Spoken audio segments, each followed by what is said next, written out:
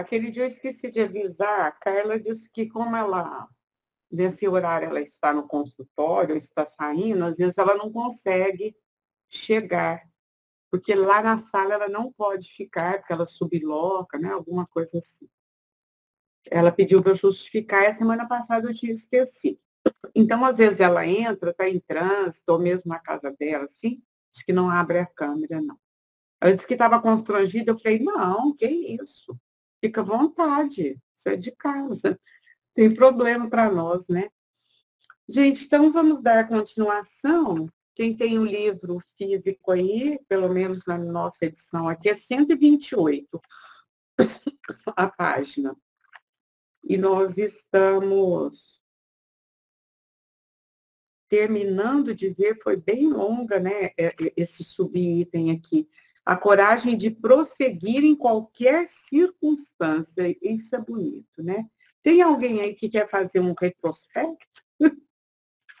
Nós estamos quase terminando esse subitem. A coragem de caminhar em qualquer circunstância. Achei tão lindo isso. Pelo menos o que nós vimos a semana passada.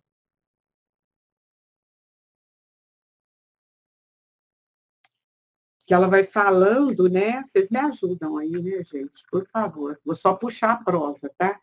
Ela começa a dizer aqui que quando o pastor resgata a ovelha perdida, ele fica mais vigilante, não é? Porque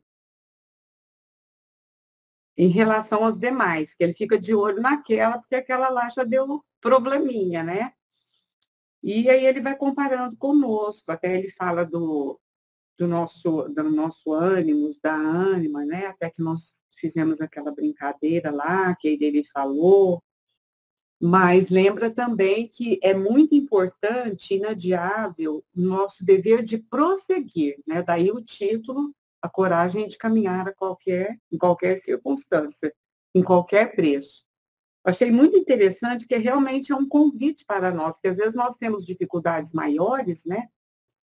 Você vai me dar licença, eu vou citar a Ana, que passou por uma dificuldade grande, a Juliana também, mas estavam firmes, né? Foram vencendo, e graças a Deus está tudo bem também agora, né? Porque muitas vezes, às vezes a pessoa, assim, desanima, né? A pessoa desanima, e esse desânimo, ao invés de ajudar, ele atrapalha, né?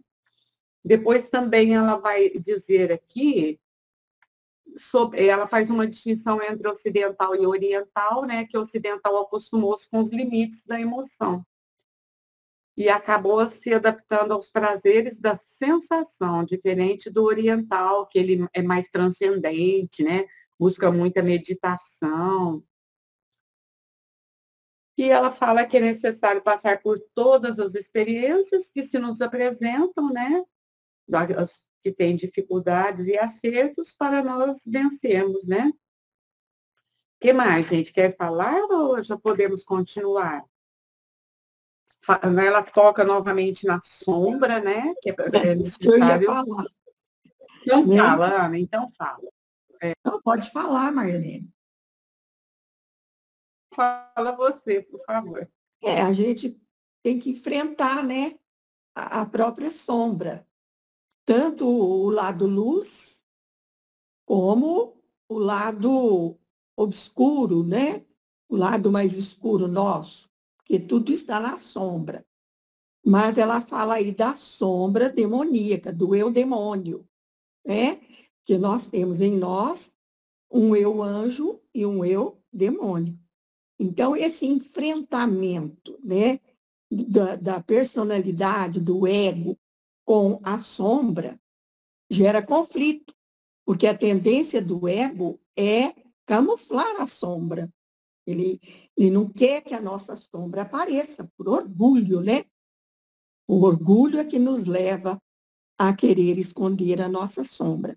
Mas nós temos que nos confrontar com ela, nos defrontar com ela. Né? Como o Chapeuzinho Vermelho, aquela história, né? Que eu já falei aqui, aquela metáfora, o Chapeuzinho Vermelho faz o seu encontro com o lobo mau na floresta, né? Então, todos nós temos que fazer esse encontro com o lobo mau, porque é daí que sai a nossa transformação. É aí que nós vamos ressignificar a nossa vida, dar um significado novo, justamente ao nos encontrarmos, ao nos depararmos e enfrentarmos a nossa sombra, sabermos o que e quem nós realmente somos. Ainda não somos aquilo que desejaríamos ser, mas nós vamos, como você disse, né? Nós vamos enfrentando os nossos conflitos, os nossos problemas, as nossas doenças, que justamente decorrem dessa sombra aí do inconsciente, e nós vamos avançando. Mas, para isso, nós necessitamos de arregimentar o motor da vontade. Porque sem a vontade, nós não vamos conseguir essa mudança, essa modificação que nós aguardamos de nós mesmos. É isso que a gente quer, né? É isso que a gente pretende, ser melhor hoje do que fomos ontem e sermos melhores amanhã do que estamos hoje. E assim nós vamos na nossa trajetória, na nossa caminhada, né? Aí ela vem falando aqui depois, ela cita o mito, né, de Adão e Eva, e é muito interessante. Como já disse para vocês, eu amo os mitos, porque eles contêm sabedoria. Os mitos são a forma, as parábolas. Por que Jesus falava por parábolas, né? Justamente para atingir o inconsciente, o nosso inconsciente, para a gente despertar, trazer esse inconsciente para a consciência. Tanto é que quando ele curava as pessoas, ele dizia assim: vá e não peques mais. Era um alerta para a pessoa, que a pessoa iria pensar: ah, então eu estava assim porque eu pequei? Onde foi que eu pequei? Qual foi o meu pecado? E a pessoa, então, ia se introjetar, fazer a viagem para dentro de si mesma. E agora eu passo a palavra, senão eu fico aqui monopolizando, e isso não é bom. Tá bom, foi ótimo, Ana. Então, eu vou ler, que a Ana já até abriu as portas aí para nós. E aí nós vamos comentar. Na história mítica da criação, foi bem aqui que nós paramos, né, gente? Quando Adão comeu o fruto que lhe foi oferecido por Eva, teve que enfrentar a realidade da sua e da nudez em que ela se encontrava. Olha que interessante, né? É a nudez dele e a dela. Muito interessante isso. Reagindo automaticamente, procurando o arbusto para esconder-se quando lhe surgiu o discernimento do ético, do bem e do mal, da malícia e do desejo, resultando nessa fissão da psique o anjo e o demônio, cuja harmonia deve ser conseguida através do enfrentamento de ambos, num processo psicoterapêutico de consciência lúcida. Nossa, esse parágrafo aqui é um presente, né? Que interessante o símbolo, né? Igual a Ana Luísa já falou. Quando ele come a maçã, ele se desnuda, ela também, e esse se desnudar é se mostrar inteiro, né? Um para o outro. Quer dizer, no caso aqui, eu penso que quando eu descubro os meus defeitos, as minhas falhas, eu me desnudo, né? Não é em relação ao outro. Aqui, no caso, é porque está mostrando esse relacionamento dos dois, né? Eu penso isso, quero ouvir vocês aí. Vou ler só mais um pedacinho e vocês comentam aí, gente. De igual maneira, a sombra que dali procedeu permanece no complexo psicológico do ser, exercendo seu papel como herança ancestral do conflito inicial. Vamos lá, gente. Eu acho que aqui tem coisa para falar, hein? Não tem, Ju? Então, falem aí, quem quiser. Pode falar, Ana. Então, o que eu achei aqui interessante é que você falou em símbolos, né? E a linguagem, justamente a linguagem do inconsciente é simbólica. Ela não é racional, né? Ela é bem simbólica, mas ela tem uma sabedoria, ela traz uma sabedoria muito grande. E aqui Joana faz um rompimento com a ditadura da razão. Porque ditadura não é com a razão, não. É com a ditadura da razão. Porque a ciência materialista só valoriza aquilo que é racional. Mas, como diz o próprio Kant, que é o filósofo da razão, escreveu 3 obras abordando a razão, a crítica da razão pura, a crítica da razão prática e a crítica do juízo, ele mesmo chega à conclusão de que a razão tem limites. Chega num ponto que a razão não sabe explicar. Tem coisas que a razão não explica, né? Então, tem os símbolos, né? Igual os sonhos, por exemplo. Os sonhos, eles são uma manifestação do inconsciente. Então, eles são muito simbólicos. Eles mostram para nós muitos símbolos, né? Que nós mesmos é que temos que decifrar os nossos sonhos, tentar entender, tentar compreender. Então, as lendas, os mitos, as parábolas são muito usadas, e Joana lança a mão não apenas nessa obra, mas em outras obras do mito de Adão e Eva, para falar sobre a consciência. Porque aí, quando eles se desnudam, é justamente quando eles adquirem consciência. Eles saem daquele estado de simplicidade e ignorância, mal saídos da mão do Criador, ainda levados pelo instinto puro, né? E tomam consciência. Que a cobra, numa outra obra, Joana fala, é a consciência, né? A consciência. Então, quando eles tomam consciência da sua realidade, da realidade externa, porque eles estavam, como diz a Freud, a Melanie Klein, o Winnicott, eles estavam em estado de fusão com o Criador, com o Pai Criador. Como a criança está em estado de fusão com a mãe quando ela nasce, e a mãe em estado de fusão com ela. Então, quando eles tomam consciência, adquirem o livre-arbítrio, surge a razão, eles se desnudam, eles ficam nus, porque eles tomam conhecimento da realidade, saem daquele estado de simplicidade e ignorância e começam a adquirir conhecimento através de suas próprias experiências. E assim caminha a humanidade. Então vamos lá, eu vou ler. A inocência bíblica das duas personagens, o que a Ana Luísa acabou de falar, é referencial mítico para ocultar as funções edificantes da sexualidade que a castração religiosa considerou como manifestação de inferioridade e de tormento. Eu vou terminar aqui, porque aí a gente já comenta melhor.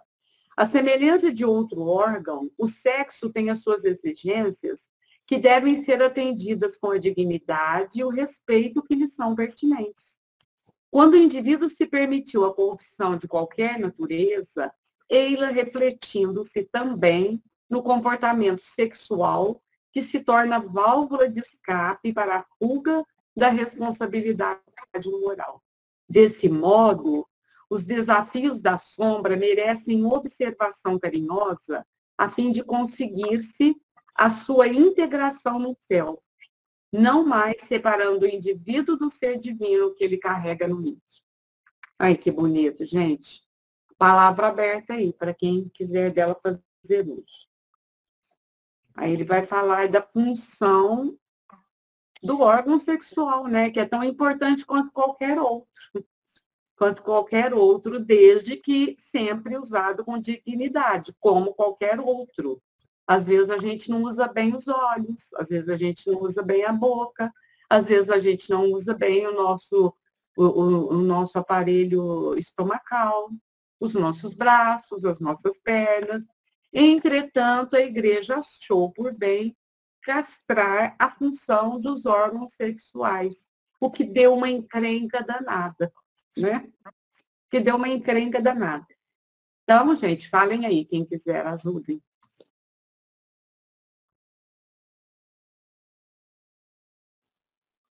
Posso falar?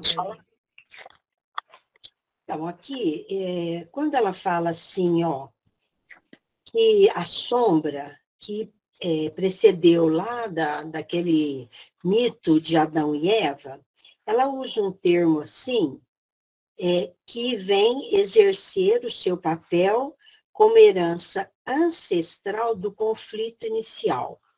Então, tudo começou no momento que o ser humano, eu entendi assim, mas vocês me corrijam, o ser humano, igual a Ana falou, tomou consciência, porque inicialmente nós, como espíritos primitivos, a gente era simples e ignorante. E nós vamos desenvolver o potencial divino que temos em estado latente com as experiências, né? Com as vivências, com o erro, o acerto, enfim, com as vivências. E nesse processo, nós vamos desenvolvendo a razão, nós vamos conhecendo as nossas emoções, nós vamos, no caso assim, né, tanto o lado do conhecimento como da virtude. É nas experiências que eles vão florescer, desabrochar em nós, né, na vivência. E aí, quando ela fala assim, que esses dois personagens, quando ela fala nessa herança ancestral, é porque inicialmente, como a gente era simples e ignorante, a gente ainda não tinha desperto esse lado, né? À medida que o espírito se torna mais lúcido, ele vai reconhecendo. Então, até nós agora, muita coisa que a gente apoiava, a gente até pode dar um exemplo assim, igual a escravidão. Nós fomos escravocratas, com certeza. Nós fomos, apoiamos, talvez até tivemos escravos, sabe lá, né? Que a gente já fez. E aí, parecia que era normal, né? Na cultura, em tudo que a gente vê. De repente, a gente desperta esse lado humanitário e tudo. Então, aquilo, na verdade, era um conflito que a gente carregava, mas que, assim, na ignorância, a gente não percebia. Aí eu entendi que essa inocência bíblica, ela vai, assim, ela surgiu, né, do nosso primitivismo. Então, à medida que o espírito vai evoluindo, melhora. E aí, acho que é a hora que ela fala que nós, assim, temos dificuldades de compreender inúmeras coisas, mas aquele, vamos dizer, né, aquele mito da sexualidade foi muito forte, porque ela fala uma hora aqui, ó, que se torna válvula de escape para a fuga da responsabilidade moral, né? Então, o indivíduo se permite a corrupção de qualquer natureza. Então, e isso reflete, igual você falou, em tudo, nos nossos sentidos. Então, quando a gente comenta assim que a pessoa assim sexualmente ela é desequilibrada, na verdade, ela tem um desequilíbrio psicológico que reflete naquela área. Por quê? Nós somos um todo, não é, Marlene? Assim, então, se tem um desequilíbrio, aquilo pode se refletir nessas coisas, né? E aí ela fala, né, que nós temos que deixar esse ser divino que carregamos no íntimo, alcançar a integração com o self e encontrar essa harmonia, que é a individuação, que é o despertar, né, da criatura, o equilíbrio com o self. Eu entendi assim, mas não sei se é isso. Falar, a Ana levantou a mão. Essa inocência bíblica aí me fez lembrar daquele filme A Lagoa Azul, que mostra bem, eles ficaram perdidos numa ilha, ainda crianças, né? Então, é a metáfora, né, desse mito bíblico aí. E aí eles foram crescendo, se tornaram adolescentes. Olha só a evolução, tanto fisiológica como psicológica, né? Quando eles se tornam adolescentes, eles descobrem, né, a sexualidade deles. E eles vão caminhando aí, ali na ilha, né? Depois eu não me lembro como o final do filme, mas isso aí marca bem. E nesse caminho da sexualidade, nesse caminho essa caminhada, né, evolutiva, já disse aqui, nós podemos optar pela fieira do mal. Em vez de seguirmos apenas pela fieira da ignorância, pelo livre-arbítrio, isso está lá na obra de Kardec, no Livro dos Espíritos, e em toda a obra dele, né, como complemento. A gente segue a fieira do mal. E é aí que surge a corrupção. E é aí que surgem os conflitos, esses conflitos psicológicos seríssimos, que ela vai continuar abordando aqui quando ela fala ser-se integralmente. Então, é muito interessante o ser humano, né, na sua complexidade, na sua jornada evolutiva, partindo do simples ignorante até o estágio que nós chegamos hoje, que ainda não é dos mais avançados, porque ainda estamos num mundo de provas e expiações que ocupa o segundo grau na escala dos mundos. Nós saímos dos mundos primitivos e entramos num mundo de provas e expiações. Estamos ainda a caminho de um mundo de regeneração que não sabemos quando se consolidará no nosso planeta. Então, nós ainda estamos bem no primário ainda. Bem no comecinho da nossa escalada. Nós estamos começando a andar. Saímos daquele engatinhar, né? E já estamos com os primeiros passos. É verdade. Mais alguém, gente, quer falar? Ajudar aí? A Nara falou, a Ana. Quem mais? Tem gente quietinho. Que agora nós vamos entrar em outro subitem. Você vê, ela saiu daquele subitem que nós acabamos de falar, é a coragem de prosseguir em qualquer circunstância, agora ser-se integralmente. Olha que lindo esse. Vamos lá, né? Mas, então, Gleide, lê esse parágrafo, vou fazendo assim, que aí vocês falam mais. Lê o parágrafo, se quiser comentar, se não outro comenta. Vamos ler, cada um é um parágrafo aí. Tudo bem. Então, a dicotomia psicológica do ter-se e do ser-se constitui grave questão no comportamento individual e social da humanidade. Educa-se lê mais um, Gleide, lê mais um. Educa-se a criança invariavelmente para triunfar na vida e não sobre a vida, com as suas dificuldades, mas para possuir e gozar. Olha que interessante, hein? Vou ler mais um para ver o que ela quer, que a Joana quer nos conduzir, né, no pensamento. Como, felizmente, a existência não se constitui exclusivamente das sensações, mas especialmente das emoções, e o ser é mais psicológico do que fisiológico, mesmo quando o ignora, é natural que esse conflito esteja presente em todos os instantes, nas reflexões, nas ambições, nas programações existenciais. Nossa, que coisa, hein?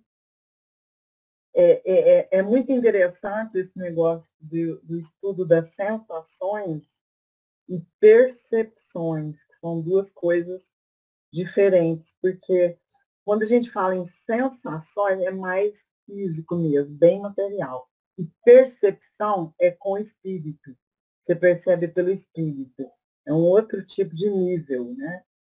E aqui ela já está entrando na reflexão que educa-se uma criança para triunfar na vida e não sobre a vida. É a realidade mesmo.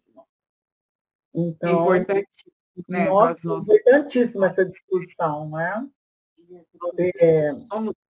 Bom, hoje é a Juliana que tem filho e criança só. O Vitor pode ter ainda, se Deus quiser, mas nós temos o nosso papel na tarefa de evangelização, né? Aqui está a definição de dicotomia. Aspecto que tem um planeta. O que está acontecendo, gente? Alguém, não, é alguém fala. A Nilza. Mas não é da dicotomia, não, né? Não. Ah, Nilza. A Nilza que vai te ligando. Desculpa. Eu falei, ai, está aparecendo a vozinha do celular. Pode falar, Nilza. Então, Vargley.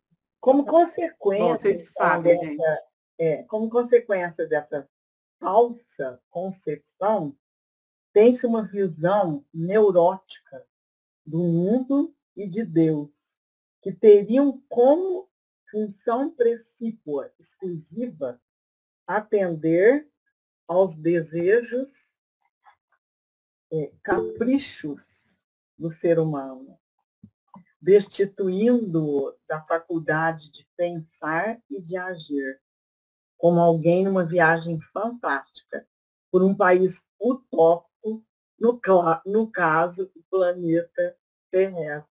Nossa, que bom! Pode falar, Ana.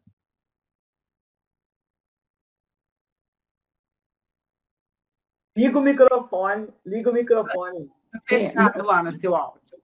Com relação ao parágrafo anterior, eu quero falar sobre o conflito, né, que Joana coloca aí, entre o ser psicológico e o ser fisiológico.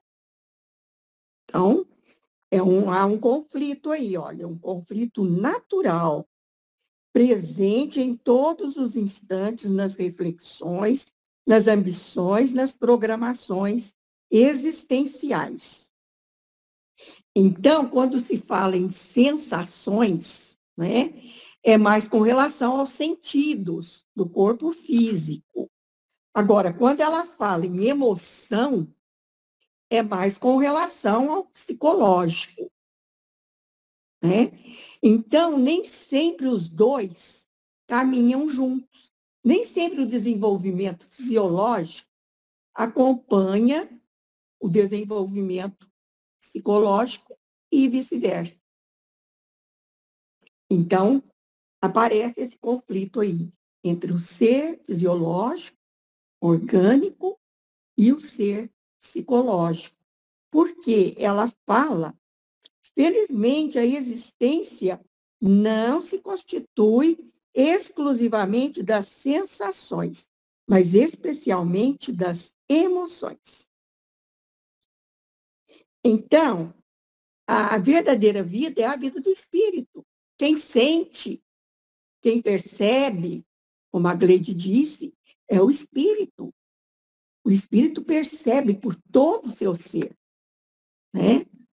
Então, as emoções provêm daí e vão refletir no corpo fisiológico, no corpo físico, né? Até no funcionamento dos órgãos. Por isso que nós ficamos doentes, né? Por isso que nós adoecemos. Era isso que eu queria falar aí, mas aí ela continua, né? Mas se alguém quiser falar, ela traz uma visão, uma visão muito importante para nós. E quando ela fala que nós educamos mais para o ter do que para o ser, nós, evangelizadores, temos que tomar muito cuidado com relação a essa questão. Será que nós realmente, como evangelizadores, estamos educando apenas e exclusivamente para o ser, ou ainda estamos muito apegados ao ter? Tem que ter um equilíbrio, é lógico, entre os dois. Porque sem ter também, nós não sobrevivemos, né? Ter faz parte da nossa sobrevivência. Ter uma comida para comer, ter uma casa, né? Para morar dignamente, e não catando lixo, como a gente catando comida no lixo, como a gente tem visto por aí, né? E com relação a esse ser, será que a evangelização está caminhando nesse sentido? Nós podemos responder sim, mas convém observar melhor. Né? Joana está nos alertando aqui, ó. E ela fala mais adiante um pouquinho que isso é uma verdade, que isso existe, que nós educamos mais para o ter do que para o ser.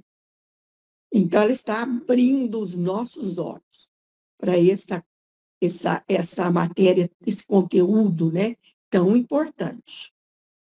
Ana, nós educamos mais para a sensação do que para a percepção. Porque a percepção, ela aprofunda em tudo que você... É um discernimento, né, do espírito. Esse discernimento que os evangelizadores têm que perceber e identificar isso nele mesmo, na criança, para conduzir esse pensamento em escolhas. Sim, Gleide, mas ela fala nas emoções, né? Ela cita aqui, ó, as emoções. Então, nós temos que cuidar das emoções também das crianças, trabalhar o estado emocional delas. Não só a percepção, mas a percepção da emoção que ela estará sentindo. E muitas vezes isso aí escapa ao evangelizador. Passa despercebido. Passa despercebido. Por isso que aqui fala que, ó, mesmo quando o ignora, é natural que esse conflito esteja presente em todos os instantes, nas reflexões, nas ambições, nas programações existenciais. Como nós não prestamos atenção nisso, nós não nos conhecemos, não sabemos a nossa real tarefa evolutiva do ser espiritual que nós somos. Quando a gente aprofunda nisso, é que a gente se educa. Se não aprofundar, fica na superfície. Como diz, vamos aproveitar só as sensações, sem aprofundar, sem se conhecer, né? E por isso tantos equívocos. Mas parece que a Nilza também quer falar alguma coisa. Nilza, pode falar. Não, é só para... Estar até procurando o primeiro termo, na primeira frase ainda, sobre a questão do ter e o ser, lembrando de uma colocação que as pessoas falam assim, de criar um mundo novo, um mundo bom para os nossos descendentes, né, para os nossos filhos. Mas, na verdade, a gente tem que criar seres bons para o mundo, porque aí vai resultar a melhora real, né? É como vai ter um mundo bom se as pessoas não são boas, não são educadas, não são prestativas, não, né? Não tem todo esse aprendizado que precisa para ser bom. O mundo não vai ser bom. Então as pessoas falam, vai querer um mundo bom para meus filhos, para os nossos descendentes, mas as pessoas que deverão ser boas, né?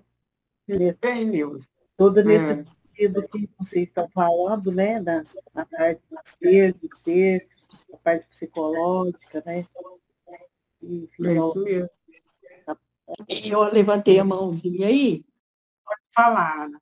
E eu não estou vendo ninguém de mãozinha levantada, então posso falar? Pode falar. Então, ela fala também que, como consequência dessa falsa concepção, essa falsa concepção aí é justamente do ter em lugar do ser, né? Educar mais para o ter e não para o ser. Tem-se uma visão neurótica do mundo e de Deus. Olha o que ela coloca. Uma visão neurótica.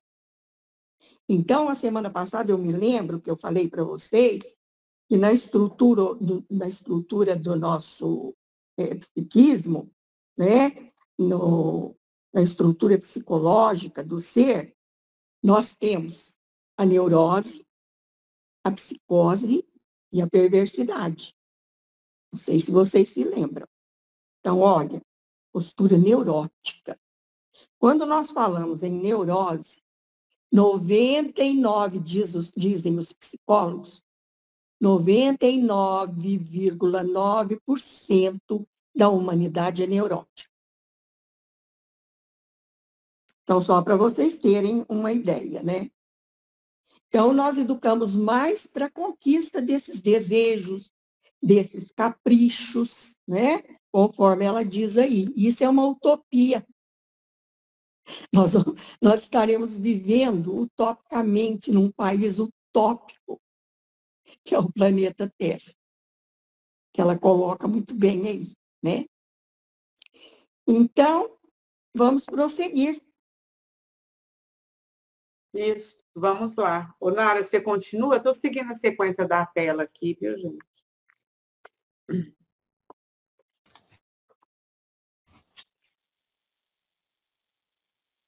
Quando algo constitui uma incitação, né? Quando algo constitui uma incitação à luta em favor do crescimento intelecto-moral, ao desenvolvimento espiritual, a conduta neurótica espera que tudo lhe seja solucionado a passe de mágica, pelo fenômeno absurdo da crença religiosa, mediante um milagre, por exemplo, ou uma concessão especial que lhe constitua privilégio, como se fosse um ser excepcional. Como todos assim pensam, resulta no conceito em torno desse Deus apaixonado e antropomórfico, transferência inconsciente da imagem do Pai, que foi superada durante o desenvolvimento orgânico e mental. E sofrem o impacto da descrença, da decepção, da amargura, que dão lugar a conflitos perturbadores. Bom, gente, vamos comentar esse, né? Depois a gente lê mais. Aqui, quando ela fala, né, que ainda nós educamos nossas crianças para o ter muito mais do que para o ser, nós não as preparamos para a realidade, sobretudo a realidade espiritual. E com essa falsa concepção, né, a gente vai tendo, ou tanto essas crianças como nós, na nossa ignorância ao educar, uma visão neurótica do mundo de Deus. Acho que até esse termo dela é bem forte, porque ela está querendo dizer assim que é uma visão mesmo distorcida, né? E, assim, isso leva a criatura a buscar, como a Gleide leu, caprichos, né? E eliminando a sua capacidade de pensar e de agir. achando que tudo é utópico, que tudo vai ser resolvido. Aí, quando a pessoa chega num ponto, olha lá, um momento que ela tem que tomar decisões, fazer escolhas, essa conduta neurótica que ela chama, né, vai se sobressair. Então, ela quer que os seus problemas sejam resolvidos como um milagre, a passe de mágica. E aí, isso aí é uma visão distorcida da realidade, onde nós temos que ter a consciência de que somos os construtores da nossa felicidade ou da nossa infelicidade. Então, somos livres para escolher, para decidir e optar por aquilo que nós queremos. Mas somos responsáveis pelo que escolhemos. E aí, o que acontece? Quando a gente atinge esse crescimento, se a gente ainda carrega essa concepção, né, que ela chama de neurótica, a gente quer que as coisas se resolvam como um privilégio para nós. E aí ela dá esses dois exemplos muito interessantes da crença religiosa. Quer dizer, aí, não, eu vou orar e vai resolver meu problema. E eu não tenho que assumir as consequências dele, ou até eu não tenho que mudar de pensamento, pensar e agir como sair daquela situação, que é a situação do ser responsável. Né? Então, um milagre, né? A crença religiosa um milagre para resolver aqui. E aí ela faz essa outra colocação, que é assim, uai, mas se Deus é meu pai, se Deus pode tudo, se Deus é perfeito, ele vai me resolver meu problema. Mas não sou eu que tenho que resolver, conhecendo as minhas dificuldades e tudo. E aí ela faz essa colocação interessante aqui do Deus antropomórfico, como se Deus fosse isso, né? Essa figura assim, que vai resolver seu problema, vai te dar um privilégio e tal. Então, quando a pessoa vê que isso não é assim, aí ela lá, ó, sofre o impacto da descrença, da amargura, né, decepção, que vão dar lugar a conflito. Então, gente, o que acho que é o que ela está querendo dizer? Ela está querendo dizer assim, que quando nós amadurecemos e sabemos que nós somos responsáveis pelas coisas que fazemos, assumimos o que somos nas consequências ruins ou boas, nós amadurecemos. Nós não vamos viver lá atrás jogando culpa no outro, esperando que Deus resolva, nada disso. Então, eu acho que esse capítulo, quando ela fala ser-se integralmente, é esse desenvolvimento amadurecido que a criatura deve conquistar para si. No sentido de, assim, amadurecer, fazer suas escolhas, ter consciência disso e assumir as consequências dessas escolhas. Isso é amadurecimento. Eu fiz errado, tem importância, né? O erro faz parte do aprendizado, mas eu vou assumir as consequências dele, vou superar, vou buscar outras soluções, como ela falou antes, coragem para enfrentar, cair em si. O capítulo não está falando isso? Você cai em si, vê o que você é. Aí você tem coragem para enfrentar e torna-se ser-se, né, integralmente, que é o nome desse item. Então, é a conquista, gente. Que beleza desse ser. Eu acho que é isso, viu, Marlene, que ela está querendo passar para nós. A Ana também vai falar. Pode falar, Ana. Ninguém levantou a mãozinha, então eu vou falar. Bom, considerando tudo isso que a Nara falou aí, é lógico, né? Me chamou a atenção aqui, como todos pensam assim, como todos assim pensam, olha só, todos assim pensam. Pensam no quê? Em mais educar para o ter do que para o ser, que é mais importante educar para o ter do que para o ser. Olha só o que ela fala. Como todos assim pensam, resulta no conceito. Olha, não é uma opinião, é um conceito em torno desse Deus apaixonado. O que é esse Deus apaixonado? Um Deus com as mesmas paixões humanas. Um Deus que pune, um Deus que recompensa. Olha como o evangelizador tem que estar alerta, sem punir e sem recompensar. Tem evangelizador que ainda pune e que recompensa. Dá chocolatinho numa hora indevida.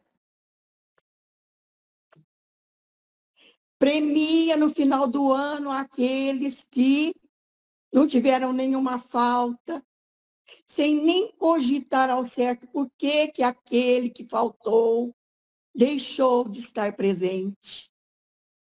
Podia ter um motivo sério. Então, a verdadeira educação nem pune e nem recompensa. Mas esse Deus antropomórfico, olha aí, como a gente tem que ter cuidado de não passar esse conceito para a criança. De um Deus antropomórfico, de um Deus que pune, de um Deus que recompensa, de acordo com o nosso comportamento, bom ou ruim.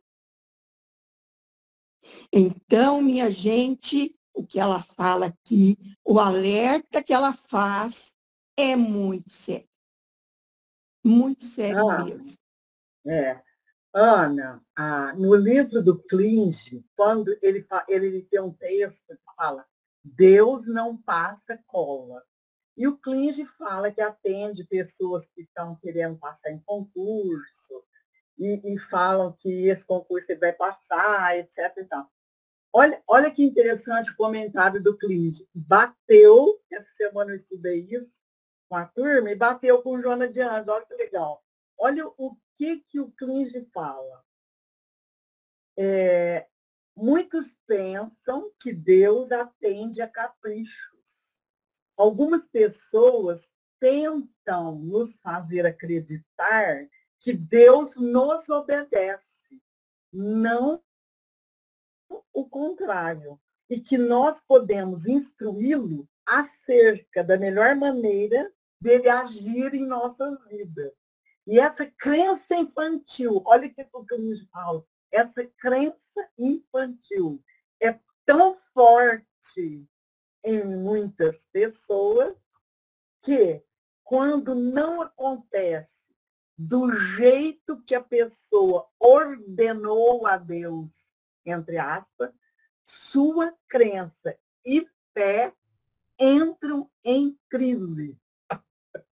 Olha só, quer dizer, olha um psicólogo, então ele fala assim, ó, a responsabilidade que compete a você não será tirada. Você não pode terceirizar a evolução e delegar para Deus uma tarefa que é sua. Olha, bateu os estudos, a mesma coisa, mas olha, já falando a mesma coisa. Eu acho que o assunto é esse. Porque essa fé cega leva a essa conclusão, essa, como a Ana falou, neurótica, uma mentalidade neurótica, quer dizer, falsa, confusa, a respeito desse Deus antropomórfico, humano, que, como diz, está combinando com a gente, como diz, combinou com os russos, igual o Garrincha falava, né? Nós vamos bater no futebol. Você combinou com os russos? No jogo lá de futebol. Quer dizer, é uma coisa assim, infantil, o Klinge fala.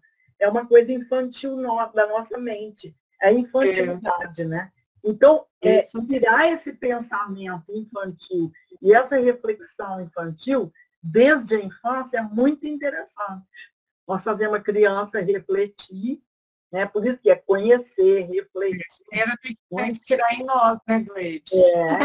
Senão já não consegue. Mas fica muito neurótica essa fé, gente. De punir ou de recompensar, né? Fica muito infantil. E nós fazemos isso. Fazemos isso. É. Ô, Nilza, então continua, acho que vai ser a última leitura.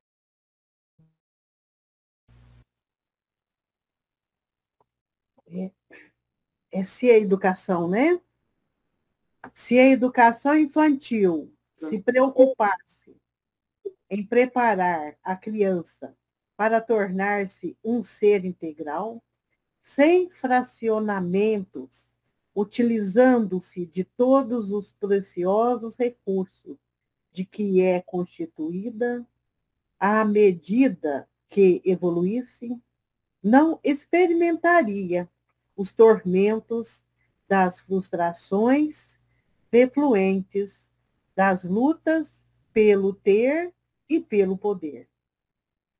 Ao mesmo tempo, o conceito de Deus, inerente a transcendente a tudo e a todos, como a força inicial e básica do universo, evitaria a transferência do conceito paterno, mantendo-lhe, não obstante, a aceitação da causalidade absoluta.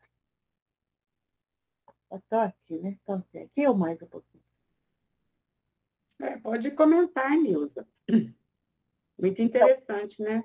Então, isso aqui, né, esses 2 parágrafos, é o que já foi comentado por vocês, né? A Gleide falou, né, a Ana, a Nara. Então, já está assim comentado, né, que o valor desse o período infantil, né, o período, a infância, ela é muito importante, que é o tempo em que a gente aprende tudo de novo, o que é bom, né? O que é bom, o que é ruim. É a época do aprendizado maior, né? E depois a gente aprende, mas é muito mais difícil que esse estado, né, infantil é que nós, por exemplo, é o ser, né? O ser na Terra que tem o período infantil maior é o ser humano, né? É justamente para que possa aprender, já que é o estágio de aprendizado, para que possa aprender bastante. E aí cabe, né, a nós, né, os pais, educadores, né, para mostrar a realidade da vida. A questão da importância, né, da gente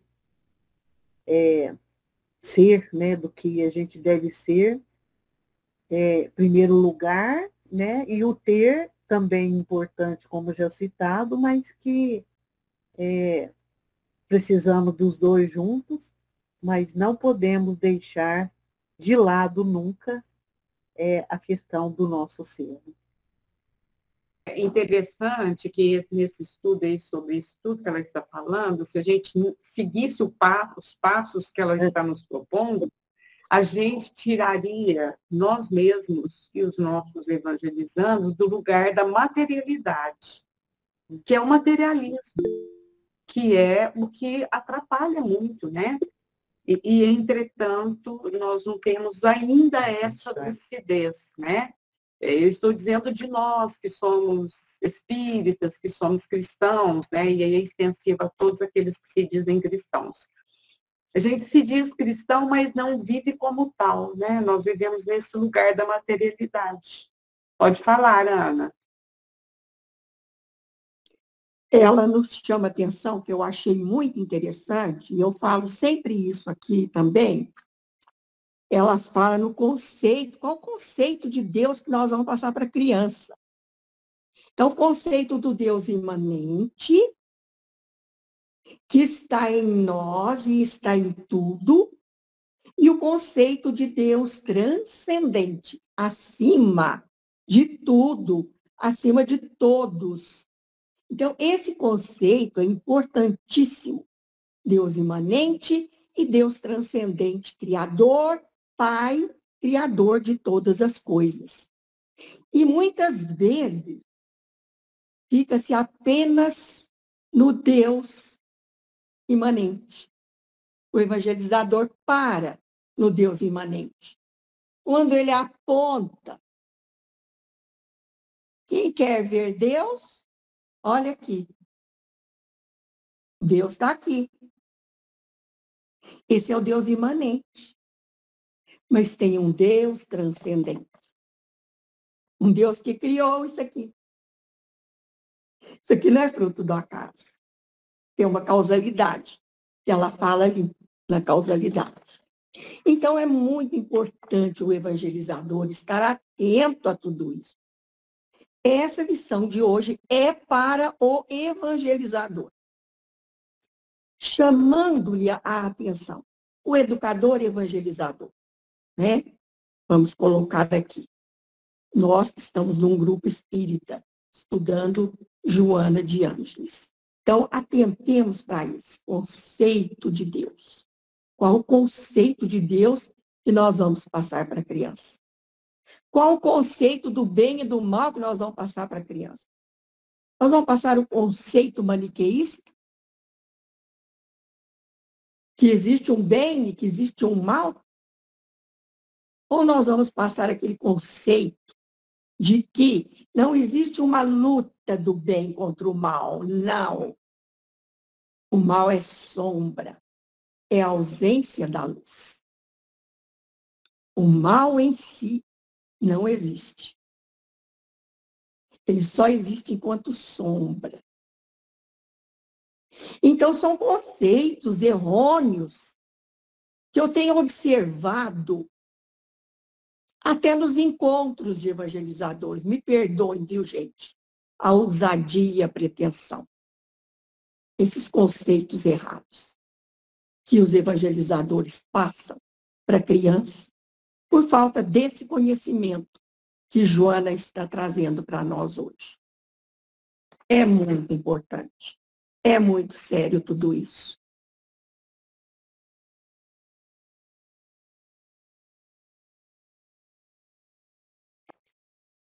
Muito bom. Primeiro, nós precisamos buscar em nós mesmos, porque se a gente estiver intrínseco isso em nós, como diz, igual um sangue correndo nas nossas veias, a gente faz bem, né? Aí a gente vai fazer bem.